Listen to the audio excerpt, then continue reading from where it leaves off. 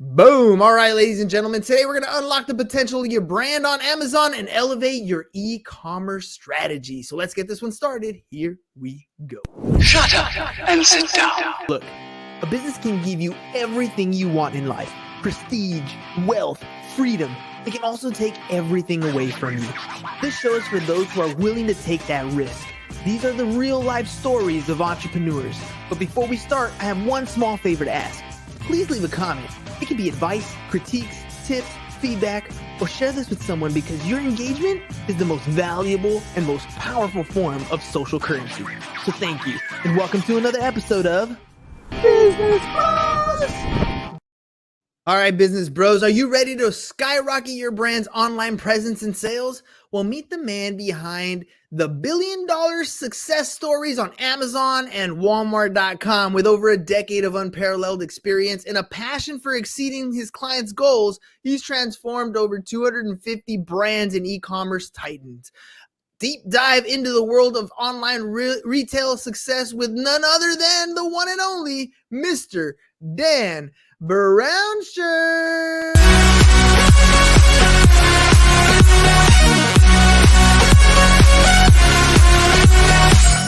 All right, Dan, party can start, man. Welcome to the program. Hey, thanks for having me. Appreciate it. All right, dude, let's do this thing. First thing I always start off with is the most obvious question. We just got to get it out here at the very beginning. You're here because you're promoting something. There's something you do for a living, something you get paid for. What is that? Yeah. I run a full service channel management agency for brands on Amazon. So my clients are brand owners, manufacturers, SMB, enterprise level companies. That company's called Channel Key. So you can follow us on LinkedIn. You can find us on YouTube. You can go to our website, channelkey.com. But I've been running a full service Amazon channel management agency since January of 2017. So that's why I'm here. I have a lot of people who always ask, young people usually, because I teach high school during the day, and I got a lot of students that always ask, hey, can you teach me how to do drop shipping? Can you teach me how to sell on Amazon? Can you teach me? I'm like, nah, but I know people who can do that. Walk me through your background. How'd you get here? How'd you become the Trend Nation's top 200 Amazon seller? How do you do that? Yeah. So let's see. I'll try to make the story short. So I was on a train in Munich, Germany, with some buddies for a bachelor party, and we decided, this was in 2008. We said, you know what, we want to learn how to sell stuff on the internet. So at that moment in time, my buddy and we said, you know what, we're going to start a company, and we started sourcing products on Alibaba. This is 2008, 2009. We started selling them on eBay, just simply to learn how to sell stuff on the internet. And that business was a side hustle that became a much larger company. We started selling on Amazon in 2010, started selling branded merchandise as a reseller, and the business absolutely exploded. Early days of Amazon, pre-advertising, early FBA days, started it just to learn how to sell stuff on the internet. Started playing in the Amazon sandbox, started working with brands. Eventually that business, that was Trend Nation, became all private label. And we said, you know what, to win long-term on Amazon as a seller, you got to own the brand. You got to own the intellectual property. You got to control the distribution. You got to control the pricing, and you got to get as high margin as possible. Really hard to do that as a reseller. Okay. And if we're going to work with other brands, we're going to do it in an agency or a service-based model. So we built a best-in-class Amazon business for ourselves and said, you know what, why don't we package this up in a service offering and do that for other brands? So that was the genesis of Channel Key. Officially rolled the business out in January of 2017, and I've been doing it ever since. Dude, that's a huge industry to be in, especially early in 2008. I don't think people realize that was like the birth of the iPhone. Like the internet wasn't as handheld as it is today. You were new into this space, figuring out how to sell online on eBay maybe was a little bit easier than trying to develop your own landing pages and doing some of this internet marketing stuff. But at the same time, you didn't have all the restrictions that are there today or all the competition that is there today. It was a completely different time. Now that things have, obviously everybody now uses Amazon. Everybody has a delivery. I literally had a package sitting outside my door today. Yeah. How does Channel Key differentiate itself now from other Amazon agencies, especially Yeah. in terms of like strategy and results? Because at the end of the day, it's all about the results. Yeah, I saw. So from a differentiation perspective, one of the key things about us that's different and unique is our background, is our history. Okay, we didn't learn how to sell on Amazon via YouTube or take some course to learn. We actually did it ourselves. We made all the mistakes that sellers will make, so our clients don't have to. We bought the inventory, got stuck with the inventory, warehoused the inventory, shipped it into FBA, labeled it, stickered it, dealt with the Amazon relationships ourselves, right? So we've got that pedigree, we've got that background, and we have a full service offering. Okay. Most or many agencies don't do what we do because they simply don't know how to do it. They can run ads, they can do media. Okay. But that's only one element of selling products on the internet and specifically selling on Amazon. So for us, we've got longevity. We're a verified partner with Amazon. We're doing very sophisticated strategies. We've got our own DSP seat with Amazon Direct, which is granted to us directly by Amazon. So for us, our advantage is we've done it, right? We've built businesses for ourselves as a seller, as a brand owner, and we've been doing it a long time in the space. We've achieved a level of scale and sophistication that most agencies haven't achieved in our space. So that's huge, right? The fact that you were there from the ground level. Everything you're doing is experience. It's not learned from what somebody else, hearsay. It's not hearsay. It's literally yeah, you've done it yourself. we Now did it. Yeah. I'm gonna take you back to what I said earlier. I got a lot of young kids that are interested in doing stuff like this. Shoot, at times I'm interested in learning stuff like this, but I have no idea where to start, and I don't know what I'm gonna face as far as challenges when I start to do stuff on Amazon. Yeah. Walk me, like, what challenges would someone face? What should I prepare for? What should I do if I'm thinking about getting started work and selling on Amazon? Yeah, it's a really good question and a loaded question because times, to your point, have changed. There's a lot of competition. There's a lot of people doing are selling stuff on the internet. And what's really cool about what Amazon has done is they removed barriers to entry, right? So historically, pre-internet, pre-Amazon, in order to sell products or build a product company, you had to source the goods and you had to find a distributor. You had to sell into brick and mortar. Well, now you don't have to do any of that stuff. You can source products on the internet. It can land on your doorstep. And you can set up a brand and set up a storefront and be able to engage with a customer really fast, right? You pay $40 a month for a professional seller account. The barriers to entry are ridiculously low. Okay. The traffic is high and the competition is also high. Okay. So if I were to start today, if I was going to try and build an online business today, okay, one of the paths of least resistance is building a dropship business, right? You mentioned building a dropship business, but in my opinion, that is not, how do I say this politely, a protected business, right? How do you build a moat around a business that relies on other suppliers and you not taking any sort of inventory risk? Yes, you can do it. Yes, you can probably make money. Okay. But it requires you to, I don't know, continually find suppliers, wholesalers, folks that will supply you with goods. And there are other people that are doing the same exact thing. So there are people that do it and that are successful, and it doesn't require a lot of capital because you have to buy the inventory. But to build a long-term business, you got to create some value. And in my opinion, a dropshipper business is very transactional, and there's no IP, right? There's no intrinsic value. You're not building a brand, right? So if I was going to try and build a business today, an online business today, I would use tools. Okay. I would research products. I would research brands. I would find white space or gaps in the market on Amazon specifically. And I would, quite frankly, not necessarily lead with Amazon, right? I might consider TikTok or some of these other social channels where the cost to acquire a customer are much lower right now because it's less ubiquitous. And then the consumer type for younger folks, they're the ones that are shopping on TikTok. So I think Amazon is a great channel, okay, to sell products on. It's a great channel to do product research on. But if I was going to try and build a business today, I would leverage that platform, okay, to find the information and find the products and perhaps consider launching somewhere like a TikTok shop or on social media to start. Okay. And then I would come back to Amazon. Right? I would come back to Amazon and build the Amazon as my base store, but I need to figure out a way quickly to build traffic, build interest, and build conversions. And the way I would do that is via social media and TikTok specifically. So when you talk about building a brand, you're literally talking about this is like a TikTok channel. These are the things I recommend. These are the things I'm known for, because what you're trying to do essentially is build that traffic. Now, with my background in digital marketing, a lot of the things we do, especially when it comes to running like ads, for example, Facebook, Instagram, TikTok, even that sort of stuff. Aside from a direct TikTok shop, we're looking for that data initially, because if we can control the data, we can then market to our clients over and over again. How does that work with an Amazon store? Because that data doesn't necessarily go directly to you, does it? If you're a seller on Amazon, you get a ton of data. Okay, you get a ton of data. Now, Amazon is not necessarily telling you who the customer is that is engaging with your product. Okay, but you can figure out a lot on Amazon. You can figure out who the competitors are, what the search volume is for certain key terms.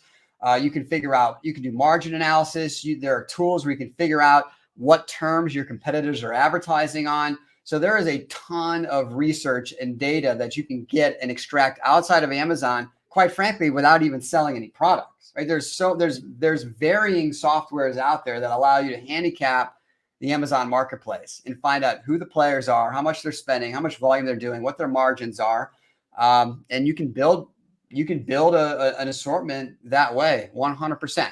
Okay. Now, if you're more sophisticated, okay, like we're doing very sophisticated ad work and DSP with our clients, and we're using Amazon Marketing Cloud, we get a lot of really good data, right? And we can build audiences based on cohorts that are likely to buy. But as an early stage seller, there's so many tools out there that exist that will allow you to handicap the market and handicap what's moving and what's not moving, and who the players are and where you want to be and where you don't want to be. Okay. So it's possible.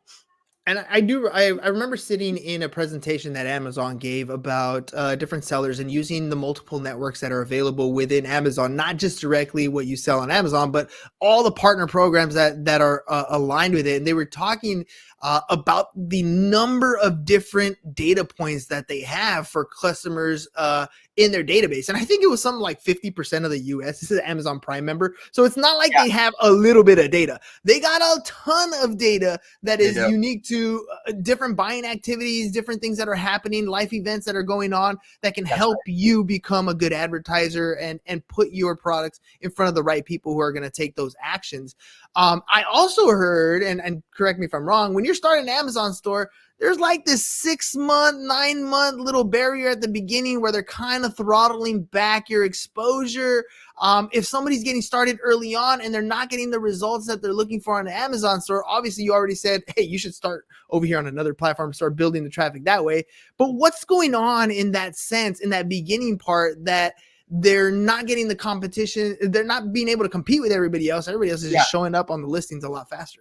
Yeah. So think of Amazon as a giant search engine, right? And you mentioned there's hundreds of millions of Prime members, right? That buy. I think the average consumer is spending, over $2,000 a year via their Prime membership. So Amazon's job as a retailer, okay, is to leverage their search algorithm to serve up the product that has the highest likelihood of converting and creating a good customer experience. Okay. So as a new seller with zero traction, zero reviews, maybe a brand nobody's ever heard of before, why is Amazon going to serve you up to a customer? You're an unproven seller. You're an unproven brand. You have no reviews. Okay. So there's absolutely throttling that happens. And Amazon is looking for, they're looking to create that experience and that conversion. Okay. And so, in order to, so that's why I said that launching on another platform and driving eyeballs and driving conversion in is absolutely critical, because you need to prove to Amazon's algorithm that you're a good seller and that people like your products. And if you do that, you will start to index higher in search. Okay. So there are things you can do early on as a seller to give yourself an advantage, like use the FBA program, right? Make sure your offering is a Prime offering and not a fulfilled by merchant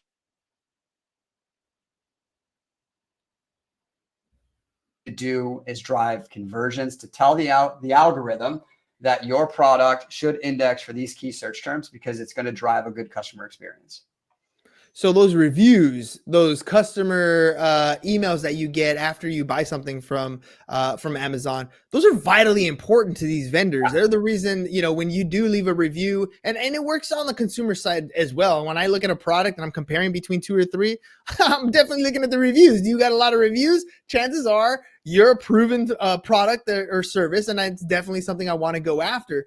What are some of the other measures of success that we can look at, especially when you're talking to clients? What are some of the measures that you look for so that they have the metric that's moving them forward? Because obviously when you start a store, it's not going to be, you start it and boom, you're a millionaire. There's a progression here. So what are some of the measures that you look at to see that a store is becoming successful? Yeah. So there's a couple KPIs. One is called the BSR, or the best sellers rank. Okay. So every product is indexed within a category on Amazon, and Amazon ranks every listing or every product detail page. And so you can track your BSR, or your best sellers rank, over time. Okay. So if you're selling, you're selling cell phone cases, right? And you're in the cell phone case category. Well, if you're on page 10 for the search term cell phone case, and you have a BSR of 200,000, okay, you can track your BSR, right? So eventually you want to get to page 9, you want to get to page 8, you want to get to page 7, okay? And that happens organically, and that happens with conversions, and you can track that, right? You can track your BSR. And the other thing is you can track organic placement.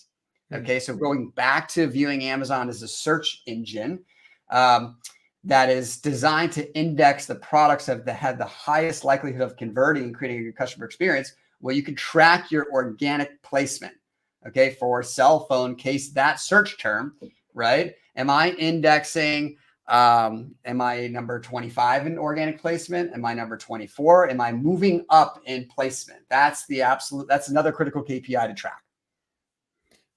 All right. Am I frozen?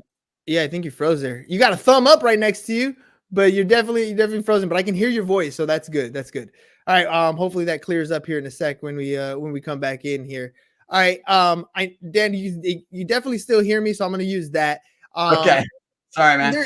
No worries, dude. That's technology. When you're live, stuff like that just happens. We'll do it live.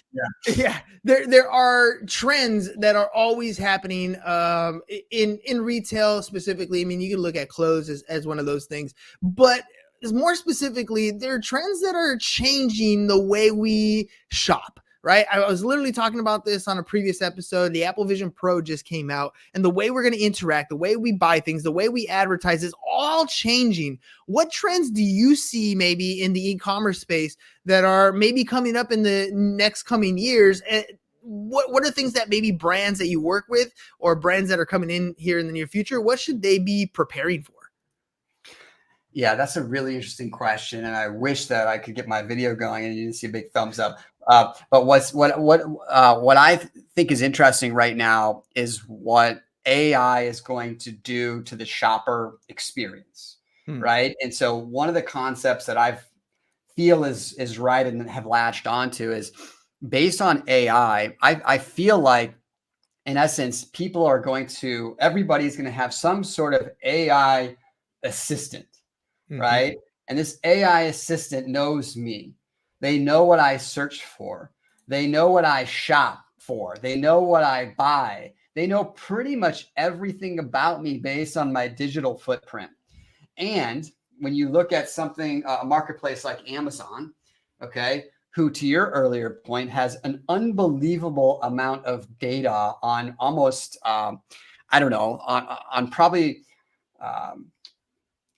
a extremely large cohort of shoppers in the United States and all over the world. Well, guess what? They can index and marry their data with my data and really change the way that I consume products and or search products and or the way that products are served up to me, right? So we talk about Amazon as a search engine, okay? But why do I need to search? Right? If my AI assistant knows my habits, knows my behaviors intimately, okay, then shouldn't my AI assistant be serving me up product ideas proactively? Right. So I think these data signals in combination with AI are going to completely revolutionize search, right? And how people find stuff, find things. And so I think that's an interesting part. So brands you have to lean into that, right? You have to lean into AI and participating in these programs like Alexa or like voice search or like these programs, because I think that just creates more signals and data that can be translated to the consumer, right? That will be an AI-based consumer. Yeah, I agree. I mean, I've seen some of these new techs where you're literally wearing the little pin. It's watching what you do. It's seeing what you're looking at. It's going to get more intense as that Apple Vision Pro becomes more and more mainstream, when it becomes more affordable. I mean, I can imagine I think it was Total Recall, right? He's walking around and every ad or everything is directly talking to him specifically. It might even mention, hey, dude, by the way, you ran out of milk. Remember, you need to buy some milk right here while you're at the store. Like all kinds of different cool stuff like that your AI partner is there to help you on. And what's really tripping me out about this whole AI thing, there used to be a time where if you saw somebody talking to themselves, they were crazy. But today, with everybody's headpieces on, AI is part of their normal day-to-day. It's not going to be long before the person we're talking to isn't an actual person. And the world that we're communicating with is not the real world, but it is. Like, it's some bizarre, cool stuff that's going on here. It is. Before we head out, because I want to make sure we do this before we leave. If people want to reach out, they want to find out more about maybe starting a store or learning about what it is that you have to offer, how can they do that? Yeah. Good. So, before I jump into that, great Total Recall reference, good movie, it's a classic. And I agree with everything you said. Think about what Elon Musk is doing with Neuralink and implanting chips in people's brains. Yeah. It's unbelievable what that means and what that could mean. So to your question, people can find me. I'm super active on LinkedIn. I like to put out a lot of content. Thank you's popped it up. Find me on LinkedIn. Connect with me on LinkedIn. I'm posting weekly, multiple times a week. We've got a solid newsletter we're putting out. Go to channelkey.com, our website. We're putting out a lot of blog content information, and you can find us on our YouTube channel. Search Channel Key on YouTube, and we got a ton of video content out there. So it should be easy to find us. Boom. All right, ladies and gentlemen, look, you can go at it yourself. You can go online, you can watch YouTube videos, you can figure it out. You can make all the mistakes, because believe me, you will make mistakes, or you can use the cheat code that every successful entrepreneur has used from the beginning of time, unless you were the very first one, which is find a mentor, somebody who's already done what you want to do. And literally Dan and his team are doing it from the beginning. They have the experience and they have the knowledge and they have the systems in place to help you succeed. So make sure you guys go to channelkey.com, or hit them up on LinkedIn at Dan-Brownsher. Make sure you guys reach out, have that initial conversation, because you never know. You have that one conversation, you take that first step, and it could drastically change your life. Dan, thank you very much for being on the program today. Ladies and gentlemen, enjoy your Amazon purchases and go out and make that money. That's all we got for you guys today. Peace, and we're out. It's over. Go home. Is your business in need of marketing? Try starting a podcast, but not just any podcast. Podcast like a pro. We can show you how to take your business from being invisible to becoming a brand people trust. Go to www.businessbros.biz